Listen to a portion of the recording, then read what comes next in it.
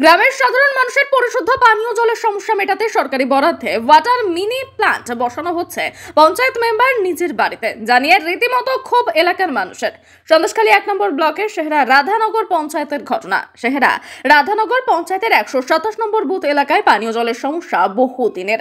গরম পড়তেই সেই জলের সংকট আরও তীব্র আকার ধারণ করে। মানুষের এই সমস্যার কথা মাথায় রেখে সরকার এই এলাকায় একটি পরিশুদ্ধ পানীয় জলের মিনি প্ল্যান্ট বসানোর সিদ্ধান্ত নিয়েছে, যার জন্য বরাদ্দ হয়েছে 4 লক্ষ টাকা এবং সেই মতো কাজও শুরু করেছে। কিন্তু এই 127 নম্বর বুথের মেম্বার নমিতা মণ্ডল তার বাড়িতে সেই ওয়াটার মিনি প্ল্যান্টটি বসাচ্ছে, জানিয়ে রীতিমতো এলাকার মানুষের মনে ক্ষোভ। এলাকার মানুষের বক্তব্য, সরকার টাকা দিচ্ছে সাধারণ মানুষের জন্য এই পরিশুদ্ধ ওয়াটার মিনি প্ল্যান্ট বসানোর জন্য, তাহলে সেই জল প্রকল্প সরকারি জায়গায় বসুক। রাস্তার ধারে বা এই এলাকায় প্রচুর সরকারি জায়গা আছে, সেখানে বসানো হোক, যাতে গ্রামের সাধারণ মানুষ দিনরাত সেখান থেকে জল নিয়ে তাদের সমস্যা মেটাতে পারে। মেম্বার তিনি নিজের বাড়ির মধ্যে কেন বসাবে?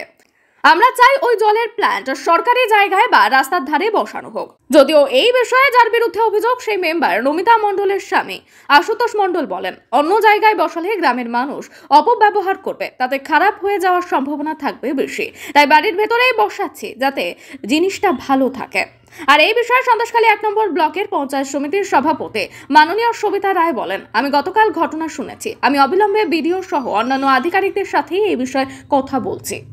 আমরা প্রধান সাহেবকে বলেছিলাম যে দিদি, আমাদের এই রায়পুর রাধানগরে খুবই জলের কষ্ট, কিন্তু দিদিকে বলার পর দিদি বললো ঠিক আছে আমরা দেখছি। তারপরে ইতিমধ্যে আমরা শুনছি যে আমাদের পঞ্চায়েত থেকে জলের ব্যবস্থা এসছে, তাই এখনই শুনছি যে কার একটা মেম্বারের বাড়িতে বসছে। আমরা চাই সরকারের জিনিস সরকারের জায়গায় বসুক, কেননা সবাই তোমার সরকারের জায়গায় বসলে সবাই সুবিধার্থে, কেন একজন মেম্বারের বাড়িতে বসছে।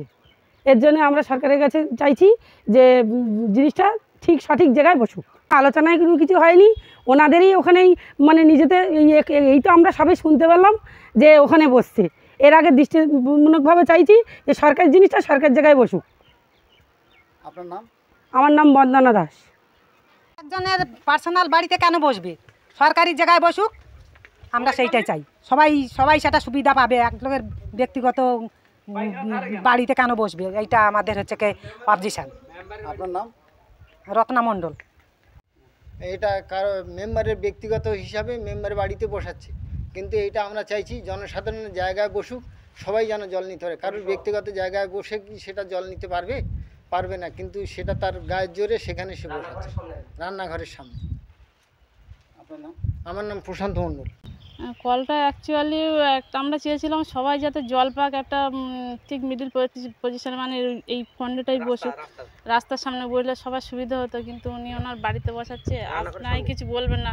বাড়িতে বসানো হচ্ছে, এটা একটা আমরা আলোচনা করেই বসিয়েছি। আমার এখানে 15টা-16টা ফ্যামিলি আছে যারা জলের অভাব, যাদের বর্ষাকালে প্রচণ্ড, এখান থেকে এখনও কাদা রাস্তা, হাঁটু কাদা, এই অবস্থায় যাদের দূরে জল আনতে যেতে হয়, যার জন্য একটা জায়গায় বসানো হয়েছে। তাদের সুবিধা খানিকটা, ওই 20টা ফ্যামিলি এই জল থেকে উপকৃত হবে, এই কারণে এখানে বসানো আছে। সরকারি প্রতিনিধি বলতে স্ট্যাম্পটা আছে ঠিকই, কিন্তু জলের অভাব আমারও যেমনি আছে তেমনি এই 20টা ফ্যামিলিরও আছে, যার জন্য এটা এখানে বসানো।